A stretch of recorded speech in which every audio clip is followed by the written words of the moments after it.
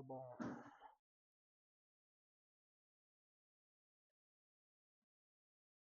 Antes de ler isso,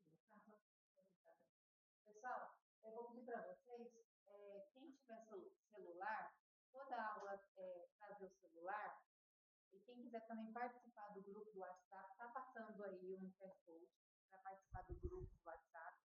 Nesse grupo, esse grupo fica aberto, mas eu peço a gentileza para vocês postarem coisas pertinentes à aula, ok? Para não ficar com excesso de mensagens no grupo. Dúvidas sobre a aula, sugestões, pode colocar no grupo, fique à vontade. E também é postado aos domingos, geralmente eu posto aos domingos a aula, para quem não tiver condições ou não gostar de eu posto a aula em áudio livre. Okay? Traga o celular, a gente sempre bate o QR Code do grupo e da chamada do QR Code, tá? Antes era um papelzinho, mas agora, quem tiver celular, por favor, quem não tiver costume de bater o QR Code, nos avise para fazer a chamada por aí a gente pode bater. É só bater no seu e o nome dela. Vamos ver se a gente consegue assim. Obrigado, viu? Então vamos lá, pessoal. Vamos à nossa primeira aula. Hoje, então, dando início aí, nós vamos começar com a nossa aula que fala sobre Deus. Seria o conceito, a imagem de Deus segundo o Espiritismo. Então, cada um de nós, cada grupo, cada conglomerado religioso vai formar o seu conceito, a forma que enxerga Deus. E aqui nós iremos então hoje não ouvir um ponto pessoal, mas nós vamos ver o que... Essa aí tá virada, tá molhada aí, pode sentar de cá, por favor. Seja bem-vindo. Então, nós iremos hoje conversar sobre o que os espíritos, na época de Kardec, na época em que Kardec e seus companheiros estavam começando a fomentar os conhecimentos do espiritismo, o que esses espíritos responderam e orientaram o grupo lá na França, em Paris, mais exatamente, do que seria essa pergunta que às vezes muitos de nós têm, que é quem seria Deus, o que seria Deus, como que é essa história aí. Mas para nós iniciarmos a nossa jornada, olha só um pouquinho, por gentileza, depois a gente liga um pouquinho, só para ficar melhor aqui. Isso. Nós precisamos entender como nós fomos moldados através dos milênios na questão do nosso conceito, do nosso hábito de ver a Deus. Como nós, do Espiritismo, temos como a base de conhecimento as múltiplas vidas aqui no plano físico, nós, então, temos como base a questão de que nós já estivemos aqui tomados desse corpo de carne várias vezes. E, desde as épocas mais remotas da história, aqueles que estavam lá fazendo a história éramos nós. Talvez uma parte da história que estudamos não era eu, não era você que estava lá, mas éramos nós agora. Esse grupo que está aqui era o grupo que estava lá.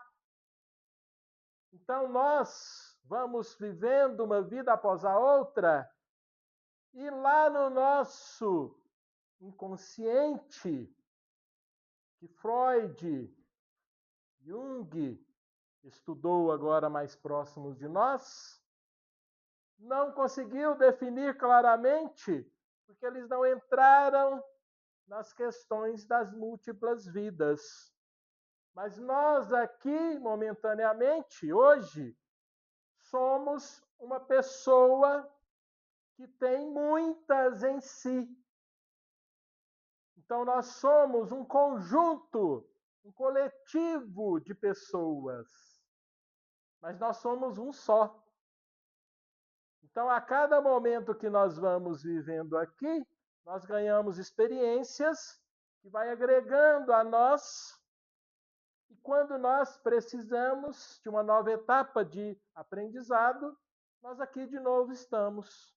Mas Deus é tão bondoso conosco que Ele nos dá temporariamente o esquecimento do que éramos. Mas Ele não tira o que somos. Então, as minhas tendências boas e ruins estão comigo. Eu posso não lembrar o que eu fui, eu posso não lembrar o que aquele que está ao meu lado foi, o que ele me fez, o que eu fiz a ele, mas eu sou uma pessoa, um indivíduo. Então, aquilo que eu aprendi, que eu tinha como rotina, eu continuo sendo. Por isso que desde o berço nós mostramos as nossas características. E aí, a convivência em conjunto, na família, fora da família, nos ajuda na mudança de nós mesmos. Quando nós estávamos na época das primeiras informações que nós temos hoje, dos primeiros povos, e o primeiro que nós temos na história, documentos que nos norteiam, foram os sumérios, ali na região da Mesopotâmia, no rio Tigres e Eufrates, onde hoje é o Iraque. Ali, em meio àqueles rios, um grupo de pessoas se reuniu para viver em comunidade e formou um povo chamado de Sumério. Esse povo foi o primeiro a documentar a relação com Deus, ou melhor, a relação com os deuses. Porque naquela época você não tinha a crença em um único Deus. Você creia, você tinha uma crença em tudo que você não entendia. Então, igual hoje, se chovesse, eu falava que foi o Deus da chuva. Porque eu não compreendo como é que era a chuva. Então, para mim, era o Deus da chuva. Se começasse a dar uns relâmpagos, era o Deus do relâmpago. O sol, quando nasce, é o Deus Sol. O nascimento de uma criança, que era diferente de hoje, naquela época, nascer e sobreviver era uma dádiva, porque morria mais do que conseguia sobreviver, diferente de hoje. Então, se você tinha um filho e ele sobrevivesse, era um milagre. Então, era o Deus da fertilidade que te deu a criança. Se você ficasse doente, não tinha remédio na farmácia, não tinha nem farmácia igual hoje. Então, você pegava ali uns raminhos, uns chazinhos, que você sabia que era benéfico, mas se você ficasse doente, a chance era você ir para o outro lado. Então, se você ficasse doente e sobrevivesse, era o Deus que fez o milagre e te fez sobreviver. Então, na época, na falta da compreensão, nós tínhamos a imagem de que tudo que não compreendíamos era divino. Só que era tanta coisa que a gente não entendia, que a gente tinha que dar vários nomes em deuses. E o interessante era, como nós não entendíamos nem o que era Deus, nós colocávamos os deuses como nós. Eu colocava ele como uma pessoa, igual eu ali, bonitinho. E eu dava o nome para ele. Só que ele tinha que ser melhor do que eu. Então ele tinha que ter poderes extras físicos. E aqui nos Sumérios, a gente vai ver o primeiro panteão dos deuses. E a gente acha, quando estuda na escola o panteão grego, que ele foi o primeiro a formar um juntado de deuses. Ele não foi o primeiro. Ele foi longe de ser o primeiro. O primeiro que nós temos documentado são os sumérios. Então tinha o deus superior, que era o top, seria o Zeus, Mercúrio, lá dos gregos. Mercúrio é dos romanos, né? Desculpa. O Zeus dos gregos. Aqui tinha um outro deles, geralmente ligado ao Sol. Por quê? Porque se a noite estava ocorrendo, vinha a maravilha do Sol e iluminava. E a noite era bastante difícil para quem não tem as regalias de hoje. E assim, você, na época dos sumérios, tinha uma relação de medo, de troca. Então você começou, como não entendia o funcionamento da vida e da natureza, a fazer trocas com os deuses. Então eu dava alguma coisa que eu achava que o Deus ia se agradar e pedia alguma coisa em volta. Então eu queria que a minha chacarazinha crescesse lá o que eu estava plantando. Estava sem chuva. O que eu fazia? Pegava umas ovelhas, falava, nossa, esse Deus da chuva ama a ovelha. Vou matar a ovelha que ele vai me dar chuva. Era o pensamento religioso que nós tivemos. Nós éramos ensinados desde criança. Então, tá precisando de alguma coisa? Pede para Deus daquela área. E aqui, prestem atenção, os sumérios faziam isso como forma de vida religiosa 4.000 anos antes da Era Comum, ou seja, antes de Cristo. 6.000 anos atrás. O primeiro cidadão que nós temos conhecimento que falou que o Deus era um só, que quebrou essa dinâmica aqui, foi esse patriarca hebreu aqui, chamado de Abraão, que nasceu, há muitas controvérsias dessa época, mais ou menos entre 2.500 e 1.500. Então faz uma média ali, mais ou menos em 2.000.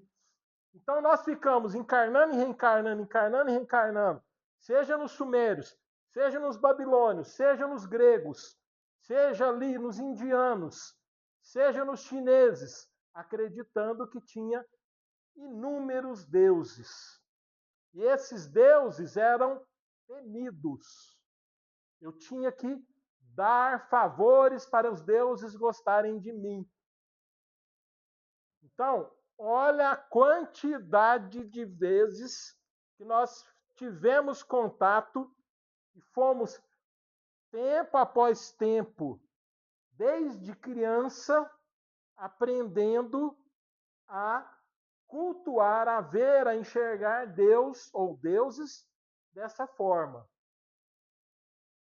Então, aquilo muito impregnou em nossa mente. Não a mente aqui, a nossa mente espiritual. Quando chegou Abraão,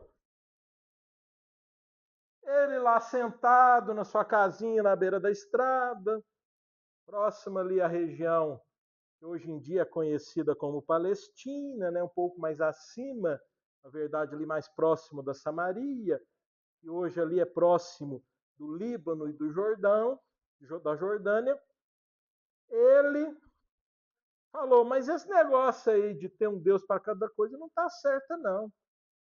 Deve ter um Deus só que nos rege. Isso não tem muita lógica ficar crendo aí que a chuva é porque um Deus quis, nasceu um filho meu porque Deus quis. E ele teve um momento, como nos fala o Velho Testamento, mediúnico, aonde ele recebe um anjo. Vocês conhecem a história?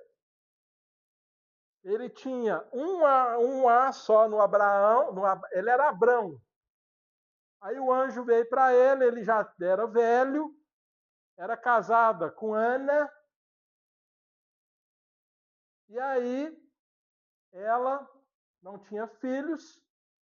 Ele, para ter filho, tinha uma serva, uma escrava, com o nome de Agar. A esposa falou: nós não vamos deixar ninguém aí tomando conta do que é nosso. Vamos pegar essa escrava aí, você faz um filho nela, e aí a gente segue a nossa família. E Abraão tem um filho com Agar. Para quem não se lembra, foi Isaac. Não, melhor, Ismael. Ismael, quando tinha 13 anos, vem um anjo e conversa com Abraão, primeiro, Abrão, né, na época. E fala, ó, o seguinte, você vai ter que ter mais um filho, e vai ser o filho que vai dar a prole de uma nação toda. E ali, o mesmo anjo visita a esposa e fala para os dois colocar mais um A no nome, pelo menos fala assim na Bíblia, né? E ali, já velhos, eles têm um filho entre o casal, chamado de Isaac. Era o Ismael e o Isaac. Do Isaac nasce 3 filhos, entre eles Jacó. Jacó, o patriarca dos judeus, tem 12 filhos. Lembram disso? E os 12 filhos formam as 12 tribos de Israel. Então aqui começa a nascer os patriarcas hebreus, a partir de Abraão. O que tinha e nos interessa para hoje era que eles acreditavam em um único Deus. Então aqui começou uma vontade do povo hebreu de cultuar um único Deus. Então, para eles, Deus era um só, a quem era o único que eles deveriam louvar, acreditar. E isso fez com que, durante muito e muito tempo, eles fossem perseguidos pelos outros povos. Porque os outros povos ainda mantinham a crença nos múltiplos deuses. Então, babilônios, assírios, egípcios tomaram esse povo hebreu como cativos, como escravos. E quando escravos no Egito, um grande patriarca aparece,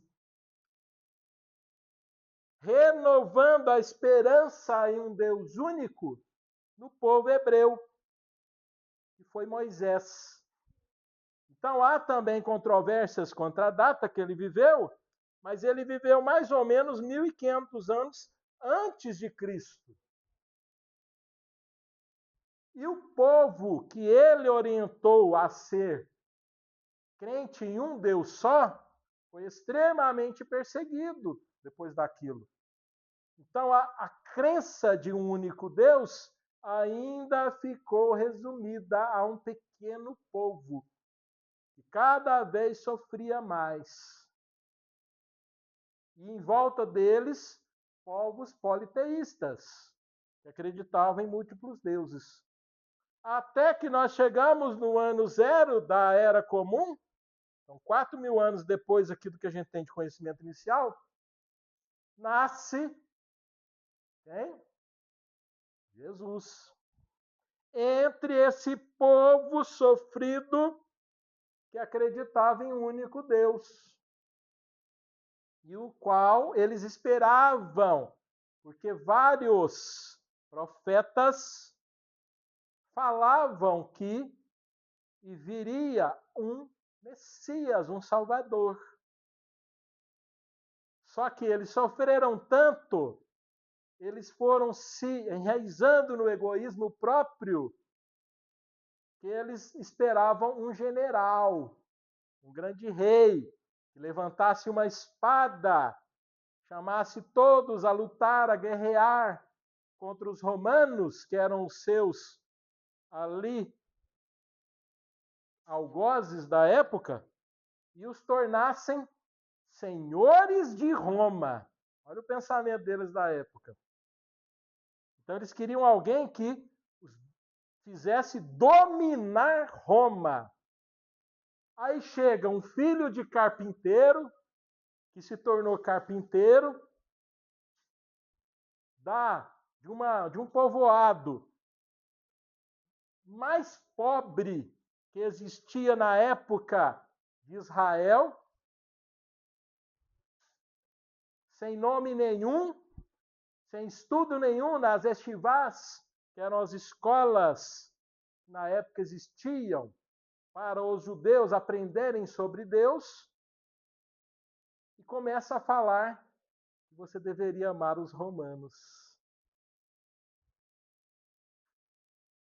O que deu? Vocês sabem, né? O que deu, né? Por que deu? Porque ele chegou com essa imagem. E não chegou com a imagem, vamos revoltar, vamos tomar conta. Quem fez isso foi Barrabás. Porque Barrabás era um dos criadores da doutrina dos zelotes da época, e os zelotes queriam justamente isso, tomar à força a sua liberdade. E na hora que os judeus escolheram Barrabás, eles escolheram a luta armada. E por volta do ano 69 depois de Cristo, nós veremos isso no livro há 2000 anos, direitinho a história sendo contada. Os zelotes tomam Jerusalém. E Roma, vendo o território sendo tomado, o que eles fizeram? Destruíram tudo que puderam do povo de Jerusalém. Então, ao escolher as lutas,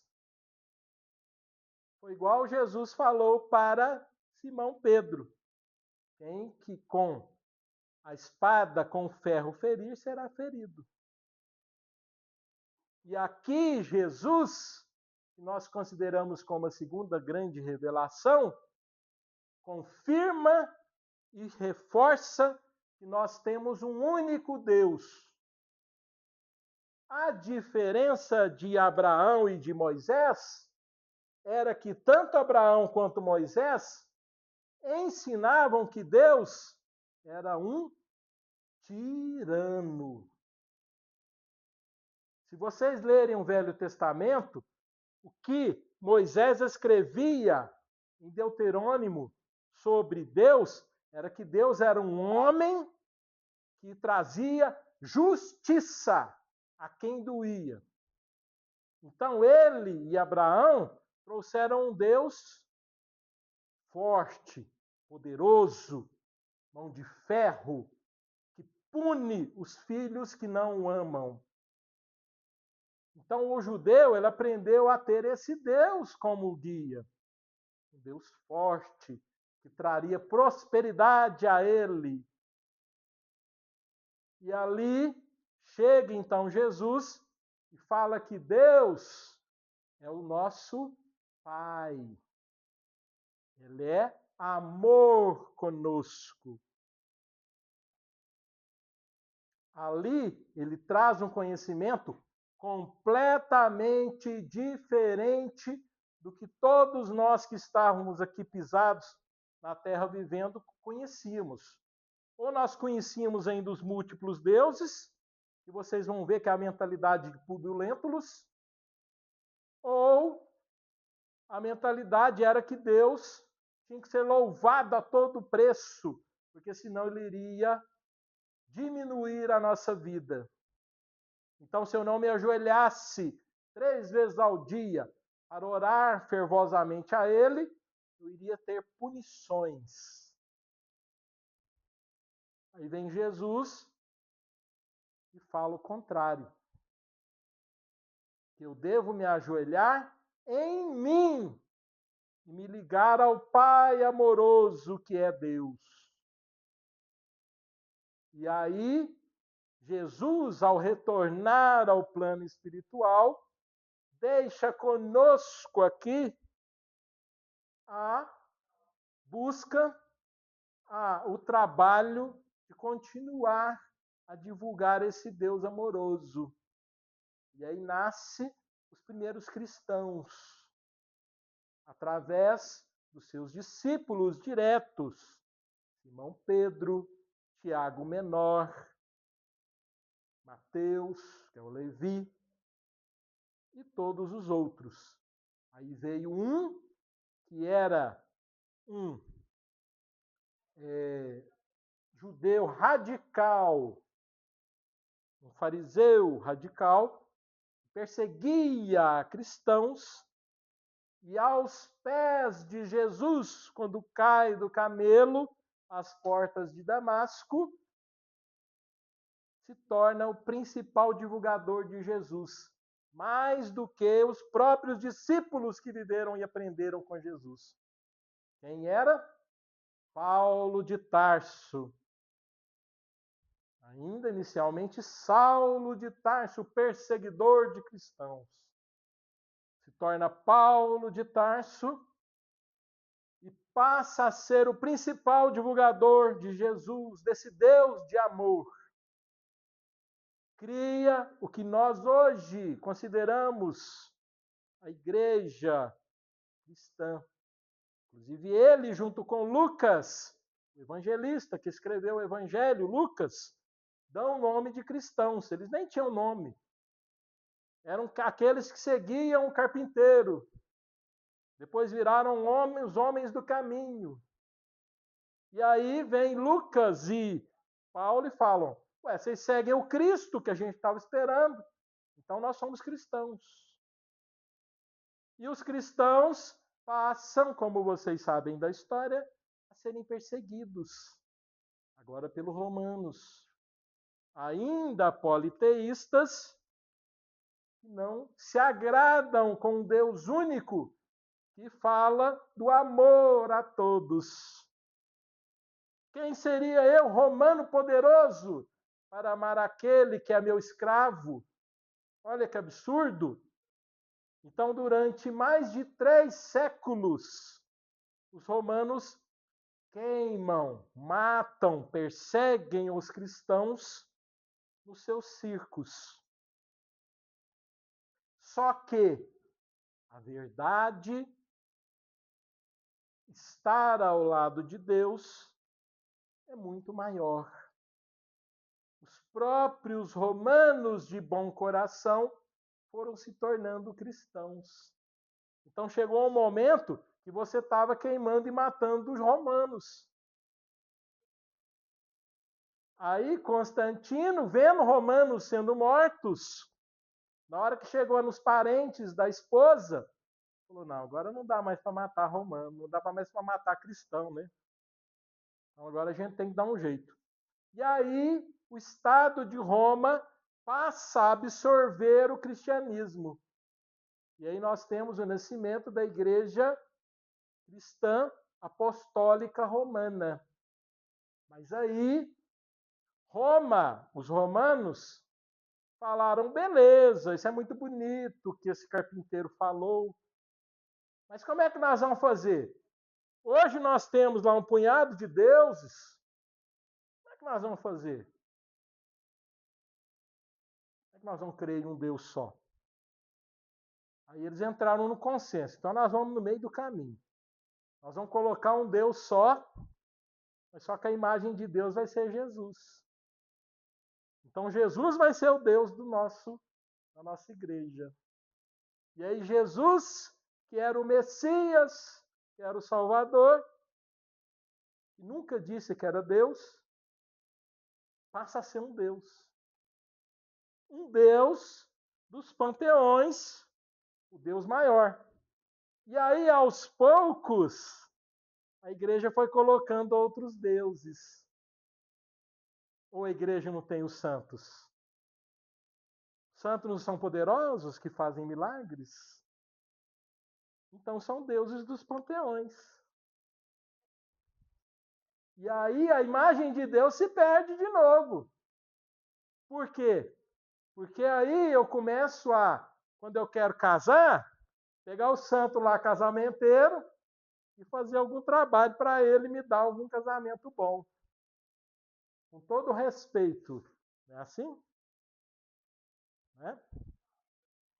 E aí foram passando os séculos e nós nos perdendo. Nós nos perdendo do ensinamento básico do que é Deus e do que é ligar-se a Deus, que Jesus tinha nos trago. Só que Jesus sabia da nossa tendência a esse erro. E ele, no sermão profético, fala, e Mateus registra, que ele mandaria um esclarecedor, quando tudo estaria perdido para nós, né? Nunca esteve perdido, mas para nós, na hora que estivesse bem descarrilhado, ele iria mandar alguém para pôr nos eixos os nossos conhecimentos. Não liderar, não humilhar, não vejamos dessa maneira, mas alguém para nos instruir. E ele fala que esse consolador não seria conhecido, não teria uma cara. Chegaria e ficaria conosco para sempre. E aí, depois de muito lutar, Ian Hus, Clifford, lá na Inglaterra, contra as falsas diretrizes que a igreja estava realizando, vendendo perdão, queimando quem não acreditava no que eles acreditavam, depois da igreja se dividir, chega na França, no século XIX, um burburinho, aonde mesas balançavam. E as pessoas, não compreendendo, se reuniam como se fosse um espetáculo de um circo.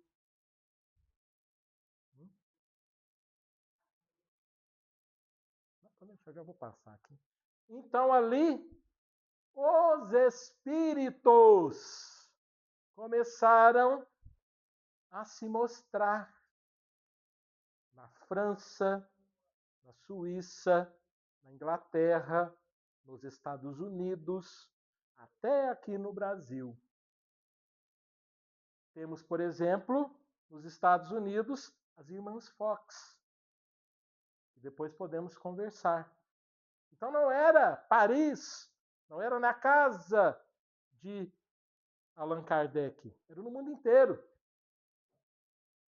E aí, Allan Kardec, um cientista, um pedagogo da época, que era católico, foi chamado por um amigo para ver as mesas girarem, pularem, voarem. Ele demorou 1 ano para ir, porque ele achava um absurdo, achava um circo, uma palhaçada, esse tipo de coisa. Só que aí, um dos amigos dele falou: olha, Kardec, eu sei que você não gosta dessas coisas, mas nós estamos estudando o fenômeno. Vamos lá, você vai nos ajudar, você é um cientista. E aí Kardec vai. E Kardec faz uma coisa que parece boba, mas que ninguém fazia. Ele começa a perguntar as coisas para as mesas, tentando entender o que estava se passando ali. E o mais interessante é que as mesas respondiam, com lógica. E a partir dali, as questões mediúnicas foram se organizando, próximo ao que nós conhecemos hoje. E ali Kardec viu, junto com outros, que na verdade os espíritos estavam querendo ensinar. E o interessante é que não era um espírito aqui na sala falando tudo e ele pegando e anotando tudo e colocando no livro. Não foi assim. ele e um grupo de pessoas faziam perguntas, e essas perguntas eram distribuídas em várias localidades da Europa, em centros de estudos espirituais, que já estavam se formando. As mesmas perguntas retornavam, e retornavam com as mesmas respostas. A diferença era que eram, às vezes, em línguas diferentes, mas eram as mesmas respostas. Aí Kardec, vendo essa questão, começou a cruzar os dados das respostas e criou um livro de perguntas e respostas, que é o chamado Livro dos Espíritos, lançado em 1857, a sua primeira edição. E a primeira pergunta deste livro é esta: que é Deus? Então, foi a primeira pergunta que ele fez aos espíritos. Recorda vocês, não foi um único espírito que respondeu. Não foi um único lugar, não foi um único médium. Foram vários locais diferentes.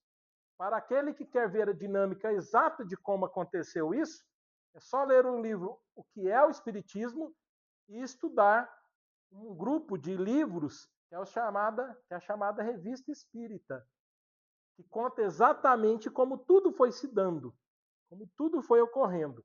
Porque Kardec e o seu grupo documentou tudo. Não foi nada escondido, não foi nada. Aliás, escrevi o livro aqui, vou lá e edito ele. Não foi assim que aconteceu. E aí, a partir dessa pergunta, que é Deus, os espíritos respondem: é a inteligência suprema, causa primária de todas as coisas. Então, uma pergunta que às vezes nós vamos nos fazer, né? Quem será esse Deus? O que será Deus? Então, aqui nos explicam os espíritos que Deus é aquilo que está acima de nós, principalmente quanto à inteligência, e que é a causa de tudo. Se nós formos olhar para a nossa vida, para a nossa exuberante natureza, com um olhar sincero, científico, sem preconceitos, sem malícias nossas, nós vamos ver que há muito que não é feito pelos homens. Que o homem passa muito longe da capacidade de fazer. Por mais que nós agora estejamos a passos largos de questões científicas, de conhecimentos, há muito e muito e muito que nós não conseguimos fazer. Aqui está a maior prova da existência de Deus. Hoje, nós tivemos uma prova da existência de Deus. Quando a ciência evoluída do homem consegue fazer chover? No máximo, joga lá os foguetinhos de sal na nuvem que está no céu. Não foi ele que construiu. E consegue fazer ela precipitar um pouco. Mas aí a nuvem vai embora, a chuva acabou. Então não é lógico ter a certeza de que há alguém maior. Errado, equivocado é pensar que isso aconteceu do nada. Aí você vai falar, não, mas isso foi por causa das correntes marítimas organizadas. Aí o vento trouxe, aí choveu. E as correntes marítimas? Veio de onde? Quem criou? Nós conseguimos criar essas correntes? Aí veio Einstein, na época dele, poucos sabem dessa história. No começo da sua jornada acadêmica, estudando as leis físicas, fala que não existia Deus, que tudo era explicado pela ciência. E criou a sua equação que tudo explicava. IMC ao quadrado. Depois, no final da vida, ele mesmo em entrevista pública, questionado das falhas que aquela conta matemática possuía, ele mostra a língua e fala: agora é só com Deus. Você já deve ter visto a figura dele mostrando a língua, né? Foi nesse contexto. Ele agora é só Deus. E mostrou a língua. E ele, há anos atrás, tinha falado que Deus não existia, que a ciência, a física, iria provar tudo. E morreu falando que não provou nada. Ele mesmo falou. Stephen Hawking, para quem não sabe da história, uma das maiores mentes de nossa época, teve um processo parecido. Na década de 70, se eu não me engano, escreveu um livro que ele falou no prefácio que ele iria provar que Deus era uma mentira coletiva, que a ciência poderia provar tudo o que ocorre. Da mesma forma, no final da vida, teve que dar ao braço a torcer de que pouco explicou. Na verdade, até ajudou a colocar um conhecimento que até hoje é muito ainda superficialmente conhecido e controverso, que é o bóson de Higgs, que é a partícula de Deus, que é a menor porção de qualquer matéria que nós temos, mas que ninguém compreende ainda. Então aqui nós temos a certeza de que Deus existe. Existe algo que cria tudo que nós vemos, sentimos. E mais ainda, isso é palavra de Jesus, não nossa. Está lá no livro Boa Nova, do Espírito Humberto Campos.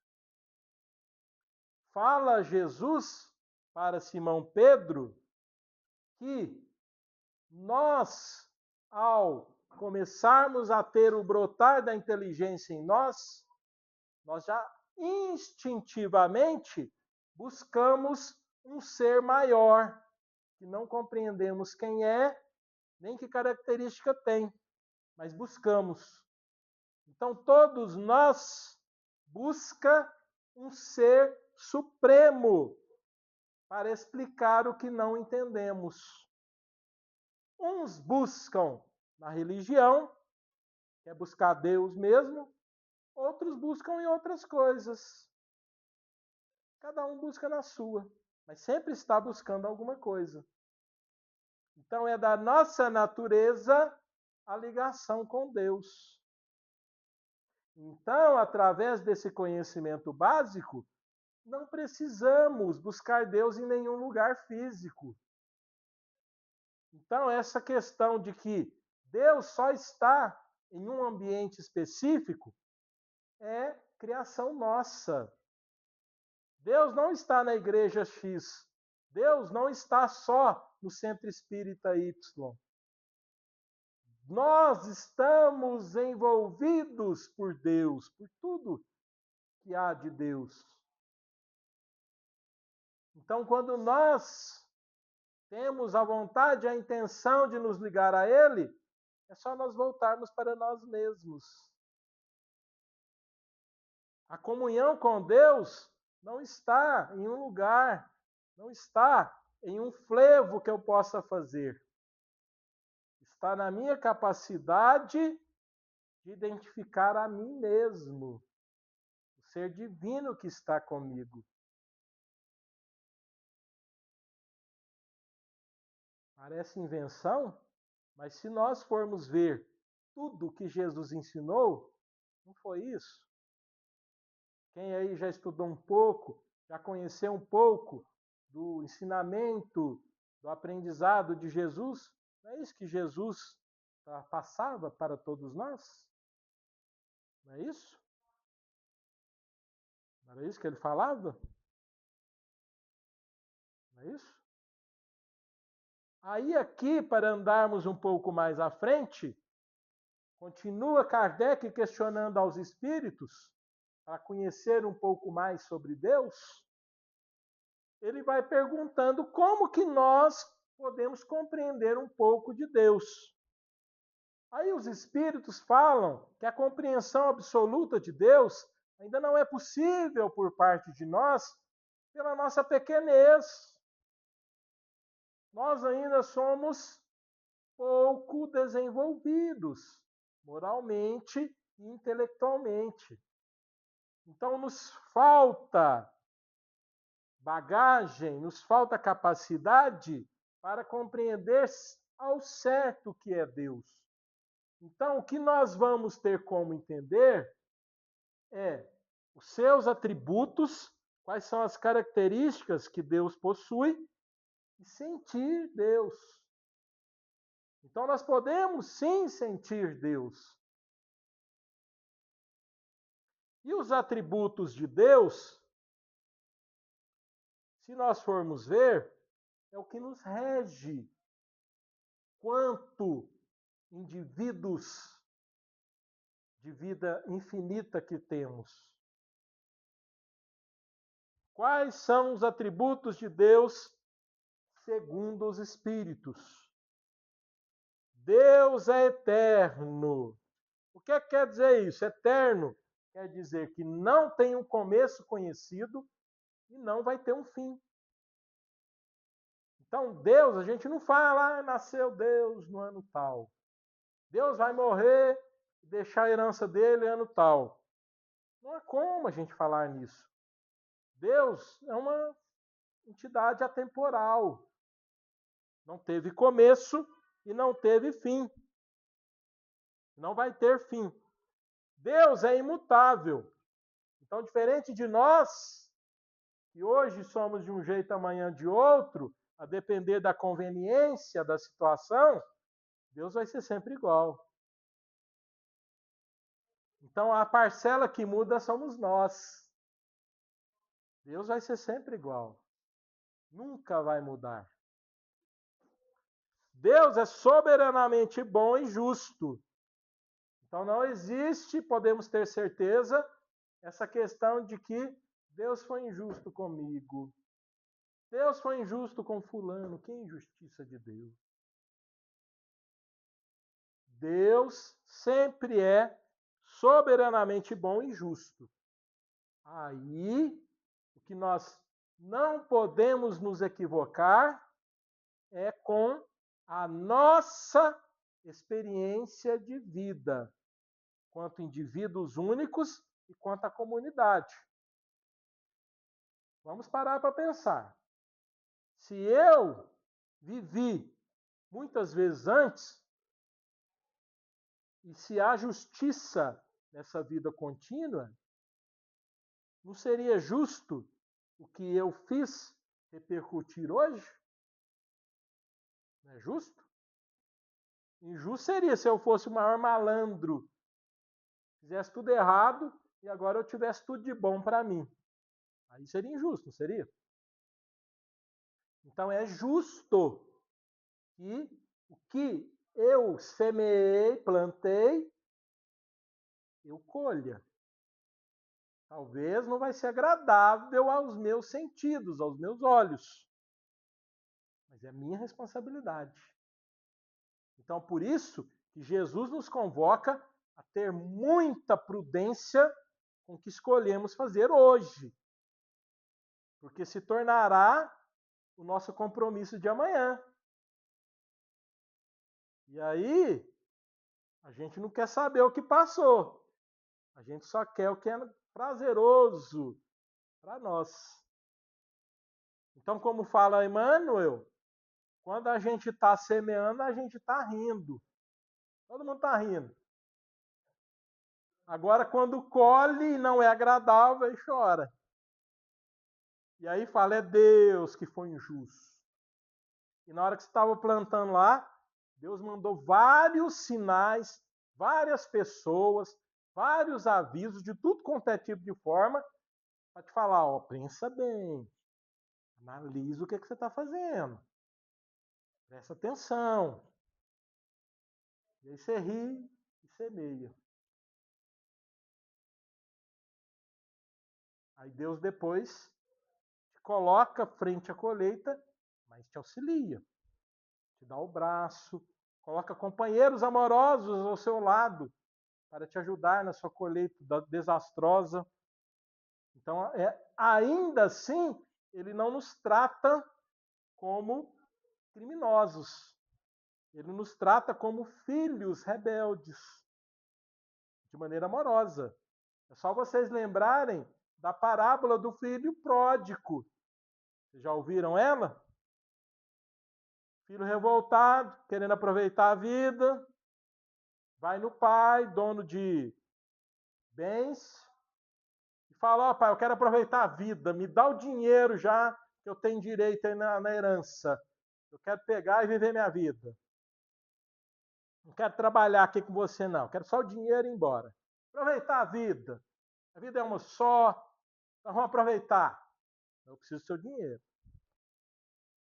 Aí o pai dá o dinheiro para o filho vai para o mundão aí, se estrepa todo, desculpe o termo, e depois volta com o rabinho no meio das pernas, desculpe o termo novamente, depois de ter muito sofrido, atrás do colo do pai amado. Quem é que faz o pai na história? Espera com um chicote, fala, vagabundo, agora volta para você trabalhar. Não. Na hora que vê o filho de longe, chama os servos da sua fazenda, do seu local lá. Vamos fazer a festa que o meu filho voltou. Vamos fazer a festa. Chama os vizinhos. Vamos fazer uma festa. Então, a comunhão com Deus, para Deus, é uma festa. Ele não nos trata como criminosos. Nós é que nos sentimos criminosos. Mas não é a forma de lidar de Deus. É infinitamente misericordioso. Vai aqui com bom e justo. É onisciente. Sabe de tudo. Então, ó, a gente mente, faz de conta aqui, viu? A gente aqui é tudo mentiroso. Desculpa o termo aí. A gente faz o que quer, mostra o que quer para quem quer. Para Deus, não existe. Deus sabe, conhece cada um de nós. Dá para a gente imaginar como é ao ver as histórias de Jesus. Quando alguém chegava para Jesus e começava a conversa indo pelos lados, né? Jesus já sabia o que a pessoa queria falar, o que ele queria. Então é isso que Deus muito nos conhece. Sabe de tudo. Não adianta a gente querer esconder. E de Deus e de nós mesmos não haverá como esconder. Ele sempre está presente. Então ele é um pai amoroso que está conosco na alegria, na tristeza e em tudo mais. E ele tudo pode. Então, nós não podemos cair no erro, no equívoco, de caracterizar Deus como um super-herói. Nós devemos ter cuidado com essa definição. Deus não é um super-herói. Deus não é uma pessoa santa que faz milagre e distribui milagres. Mas ele, na condução dos seus filhos de maneira justa, tudo pode realizar. Tanto é verdade que nós aí, vira e mexe, vemos situações que nós não compreendemos. De pessoas que estavam no bem bom, no ótimo, no maravilhoso. Estava lá seguindo a vida dele, feliz. Estava indo nos melhores médicos que a ciência hoje pode pagar. Estava todos os check-ups perfeitos. Fez até um cateterismo só para tirar as dúvidas. Não tinha nada no cateterismo. E uma semana depois do cateterismo, morre infartado. E aí? é que explica, né? Acontece. Posso afirmar para vocês. Eu estou vendo isso há anos. É único aí? Sim, Deus Deus é único. é único. Tá faltando. Está falando da unicidade de Deus, né? Tá faltando. Exatamente. Muito obrigado, inclusive. Ele é único. Não existe deuses. E para terminarmos, aqui eu vou falar bem rápido, que nós vamos ter uma aula só dessa parte. No grande nosso aí universo, aí, nós temos 3 coisas que existem, que nós, na religião, gostamos de chamar de trindade, que é Deus, que não tem característica física, material, para nós definirmos, porque tudo vem dele, então não tem como a gente definir a materialidade de Deus. Temos a matéria, que é tudo que nós vamos conhecer de matéria, inclusive o nosso corpo físico, nosso perispírito e tudo mais. E temos um princípio inteligente criado por Deus, que é o espírito. Então aqui são coisas distintas. Aquilo que vem de Deus, mas não é Deus. Então nós não podemos falar que nenhum espírito, incluindo Jesus, que é um espírito, é Deus. Então isso é um equívoco. E mais ainda esdrúxulo, não podemos falar que qualquer matéria é Deus. Então, com todo respeito, imenso respeito, se um grupo religioso acha que uma estátua representa uma divindade, ele está equivocado.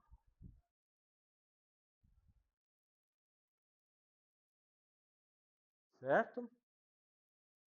Vamos ligar as luzes aí para nós conversarmos e terminarmos a aula aqui? Bom, a nossa aula era isso que nós conversamos. Podem falar, perguntar. Não sei se nós conseguiremos responder, mas a gente pode tentar aí ter uma conversa amiga. Podem perguntar, pessoal.